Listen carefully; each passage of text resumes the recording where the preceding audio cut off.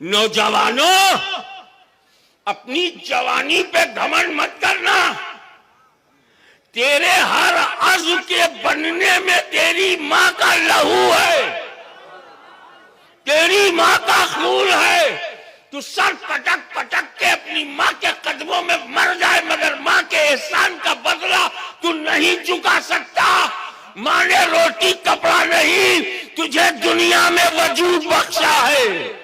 तुम्हारा अस्तित्व, तुम्हारा एग्जिस्टेंस रब ने अगर बनाया है तो माँ बाप ने निभाया है।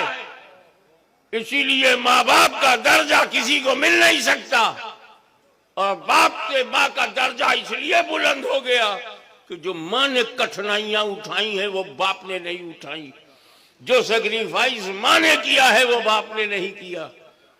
आप समझते चलो, वो ब्लड से बना, माँ के खून से तुम्हारी आंखें, माँ के खून से तुम्हारा दिल और दिमाग बना है, माँ के खून से ही तेरे जिस्म के टुकड़े बने हैं।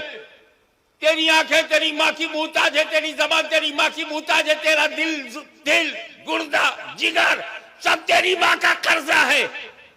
माँ दिल बनवाए अपने लहू से और दिल किसी और को दे दो।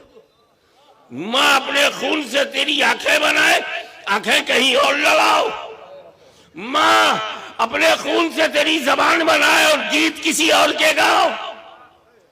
समझो, जो नहीं होता अपने माँ बाप का वो कभी नहीं होता आपका।